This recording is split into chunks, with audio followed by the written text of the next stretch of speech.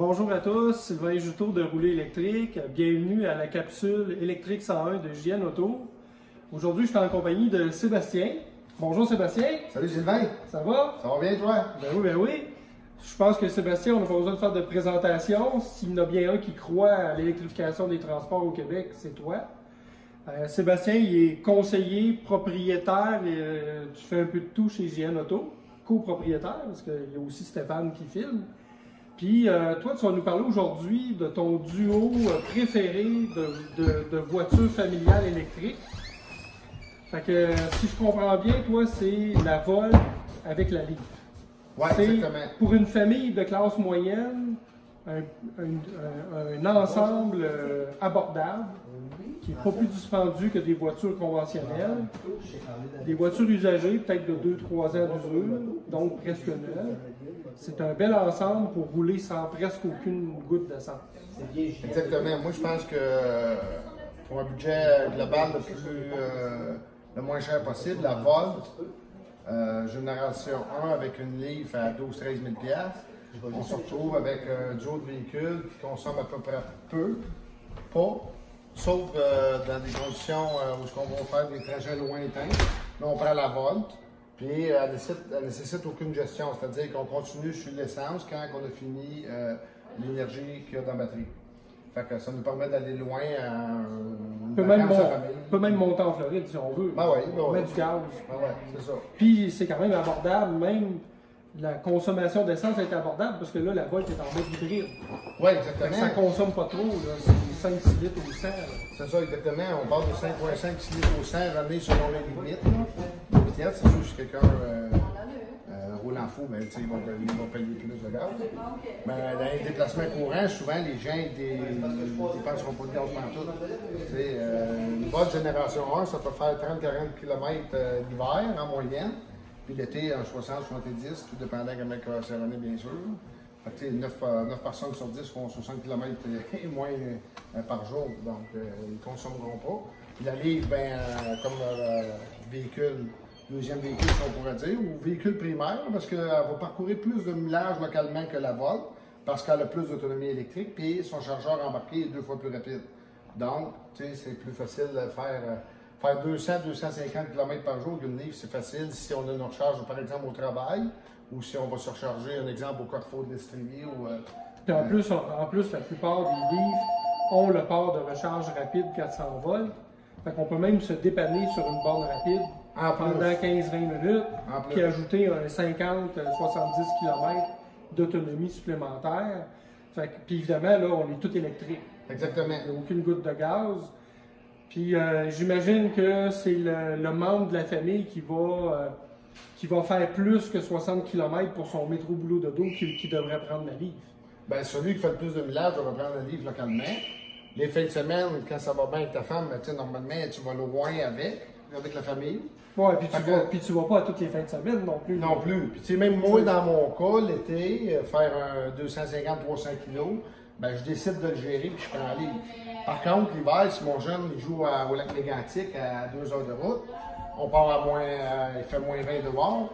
L'intensité de la chaleur du Leaf est moins importante. Puis la gestion de faire des quick charge est plus compliquée parce qu'on a moins d'autonomie. Alors là, on se compte pas la tête, puis on prend la Volt, puis on le fait aller-retour. Ce que tu veux dire avec l'intensité de la chaleur, tu veux dire que la chaufferette à l'intérieur de la Leaf, faut pas être frileux. Exactement. Quand il fait moins 20. Oui, exactement. La puissance de la Leaf, c'est à peu près 4200 watts de puissance pour le chauffage. Puis la Volt, c'est à peu près 6500-7000 watts. Donc, on a beaucoup plus de chaleur. Ça ressemble à un véhicule conventionnel. On a un meilleur confort. Ouais. Puis, donner un exemple, en fin de semaine, je suis allé avec une génération 2, une plus grosse batterie un peu, meilleure autonomie, au lac Mégantic. Ça m'a pris 2 heures aller, 2 heures revenir. Puis, j'ai consommé 17,5 litres. Puis, au total, il faisait froid, la chaussée a un peu enneigé. Puis, fait qu'à peu près 22-23 piastres d'essence. À peu près. Il conforte très bien. Puis, j'ai même pas plugué là-bas, j'ai même pas baudré. La prise était prise. Fait que j'ai même pas baudré, j'ai pas eu à gérer mon trajet d'aucune façon. Puis ma femme, elle avait la Leaf, fait qu'elle est allée chez sa coiffeuse, puis faire l'épicerie, puis tout ça, puis elle n'a pas consommé une cent de gaz. Fait que tu sais, c'est toujours simple de cette façon-là. C'est ça, on n'a pas besoin de se serrer la ceinture. C'est ça, exactement. Ouais. Puis de dire, ben oui, tout se fait en livre, mais il y a des affaires comme là, au lac mégantic, à moins 20, avoir été là, ça aurait été très laborieux. Là. Puis surtout qu'il y a des trous encore, qu'il n'y a pas de BRCC. Fait que, tu sais, ça s'aurait fait, mais il aurait fallu que je parte beaucoup plus tôt. C'est ça, c'est beaucoup plus de planification, puis il y a les risques que la borne elle soit occupée ou qu'elle soit défectueuse aussi, ça peut arriver. Fait que là, avec la voile, on se casse pas la tête, on met de l'essence quand il faut en mettre. Puis c'est un peu la problématique qu'il faut aborder avec la masse de population qui commence à être intéressée sérieusement à l'hiver électrique. C'est que l'hiver, avec tous les chars conventionnels, le réseau de bornes publiques conventionnelles, on ne parle pas de Tesla ici, là, parce que le réseau de Tesla il est différent.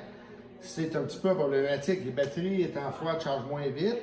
Les gens achètent des grosses batteries, pas nécessairement parce qu'ils en ont besoin. Fait qu'ils sont appelés à aller au BRCC plus souvent. Il y a des fils plus longtemps. Puis là, ça fait des petites files d'attente. Fait que quand on va dans des régions, justement, comme le lac mégantic, qui a une borne rapide, ben, tu sais, de donner, d'avoir dans ta flotte familiale un véhicule qui n'a pas de gestion, ben, ça élimine les concepts tout simplement. Ouais, en attendant que le réseau se déploie à plus grande échelle. Puis un chat, c'est un chat. C'est actuellement au Québec, le véhicule branchable le plus populaire, celui qui est le plus immatriculé au Québec, c'est la Volt. Exactement. Et de loin, je pense que c'est quasiment la moitié. Là. Exactement. Donc, mais Tesla, avec la nouvelle arrivée du modèle plus bas de gamme, moins cher, le mid-range, va probablement changer la donne assez rapidement. Mais là, on parle d'un autre véhicule, puis un autre réseau, la plus grosse force, tant qu'à moi, de Tesla, outre la ride, etc., c'est le réseau de bornes. Quand ils mettent des bornes, ils mettent 10 bornes, puis c'est beaucoup plus rapide, fait qu'il n'y a pas de file d'attente. Fait que le réseau public, on n'est pas rendu là encore, est loin de là, à mon avis. Même si en 2019, il y a des grosses promesses, là, parce qu'on voit que la popularité, beaucoup de Québécois veulent plus payer de gaz, puis ils s'informent. Fait que on arrive à un point peut-être intéressant en termes de volume. Là. Fait que bref, toi, ton coup de cœur de duo électrique, c'est une Volt de génération 1, comme qu'on voit ici à ma gauche. Puis si on a un peu plus de budget, peut-être une Volt de génération 2. Exactement. OK, dépendant des budgets et des préférences du client. Exactement. Puis, deuxième véhicule, une Leaf, on va aller voir une Parce que les Volt génération 1, Sylvain, on en avait à partir de 13 14 000 $. C'est ça. Si quelqu'un dit, moi, là, je veux mettre le moins possible, mon budget n'est pas très élevé, là, avec 13 000 $ une Volt, 13 000 $ une Leaf, 26 000 $. 13 000 $, c'est 50 $ par semaine. Il y en a qui mettent plus que ça en gaz. Oui, à peu près. Okay. Surtout avec 2 chars pratiquement gratis. Là. Une famille peut s'aider dans la vie en mettant moins de gaz, en mettant le gaz qu'on investissait avant, ça paye les 2 chars. C'est ça. La moyenne, là, ils se retrouvent avec des voitures récentes, confortables, presque pas performantes, très peu d'entretien, effectivement. C'est sûr que la Volt qui a un moteur à essence, mais les changements d'huile, c'est aux 60 000 km. Ben, l'ordinateur ne compte pas par propulsion électrique. Il y en a qui font des changements d'huile. Moi, je suis déjà une fois pour enlever l'humidité dans la ville. Là. OK. Mais on s'entend que c'est beaucoup moins qu'un véhicule conventionnel. Ah, c'est toujours varié. Puis, une Leaf ici, c'est une SV, ça, ou une SL, cette Leaf-là? Ça, c'est une SV avec les Mac SL. Okay. Ben, avec les nouveaux Mac, parce qu'à partir de 2015 aux États, puis 2016 au Québec, il y avait les Mac SL. Mais c'est un modèle de milieu de gamme dans la Leaf. C'est une quelle année, ça? C'est une 2017. 2017, OK. Elle, c'est une 30 kWh, ça. Ouais, elle, c'est pratiquement en 9 fois. Okay. Un peu plus d'autonomie que l'ancienne batterie 24 kWh. OK. Puis si je comprends bien, la Leaf, vous avez beaucoup de Leaf qui viennent de l'extérieur du Québec, des 2014 à 2016, qui ont accès à la subvention de 4 000 pour véhicules usagés du gouvernement. Oui, on a beaucoup de livres qui sont admissibles à la subvention de 4 000. Je te dirais qu'on a à partir de 2011 des livres, mais là, dans ces années-là, ils ne sont plus admissibles. C'est ça. Il ne faut pas que le véhicule ait plus que 5 ans, je pense, ou 4 ans d'âge. Oui, 4-5 ans, oui. C'est 2015-2016 qui sont admissibles à la subvention.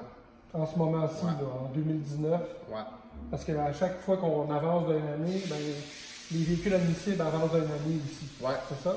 Mais reste que, tu sais, c'est un gros débat quand même, les subventions, parce qu'il y a des véhicules pas subventionnables, que le marché s'est ajusté, qui deviennent à peu près au même prix que les subventionnables. Il faut faire attention, tu sais, quand il y a de quoi qui affecte le marché artificiellement, ça fait baisser les prix. Ben, tu sais, le marché se balance tout seul. Donc, c'est pour ça, c'est une des raisons pourquoi c'est dans ton choix de duo. C'est que la Leaf est un peu incontournable. Premièrement, il y a beaucoup de choix, parce que c'est un véhicule comme la Volt qui est très populaire. Ouais. Qui a été un des premiers offerts sur le marché. Puis, le prix est abordable. Oui, puis la Leaf, il faut être dans ma tête à moi, avec son 6.6 embarqué, localement, est vraiment très dur à arrêter au point de vue d'autonomie. Surtout lorsqu'on a une recharge au travail puis à la maison 240 volts.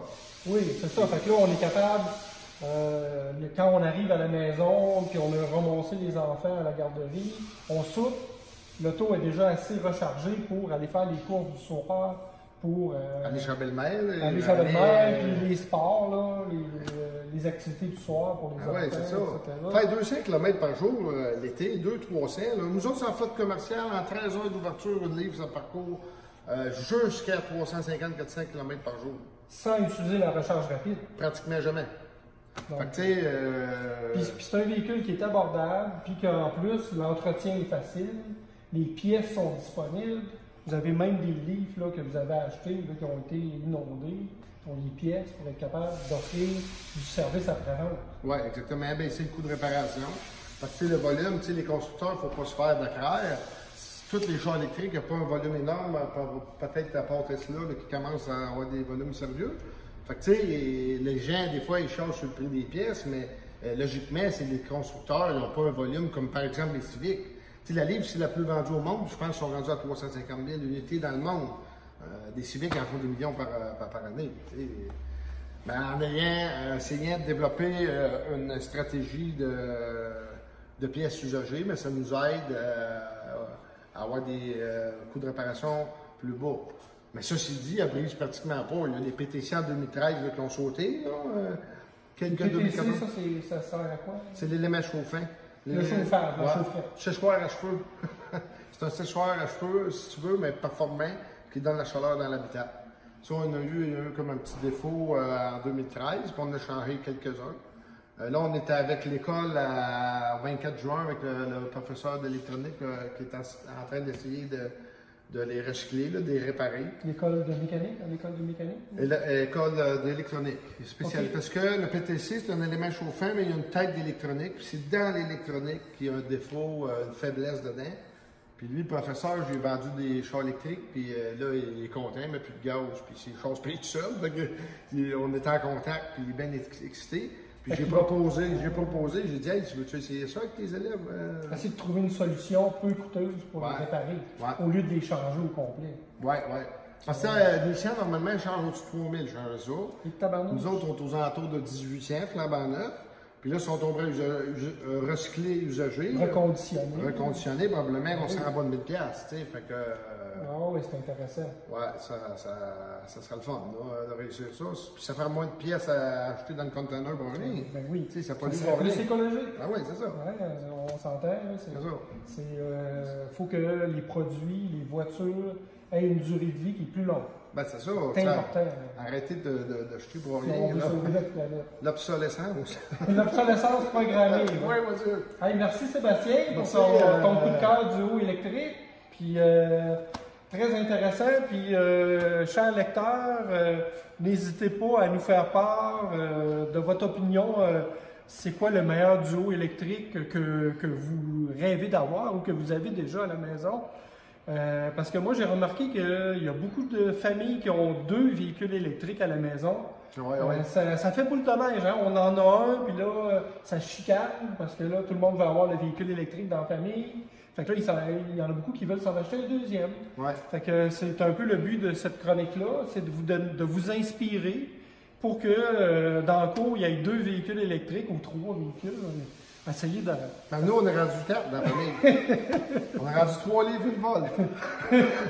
C'est exactement. Donc, merci beaucoup.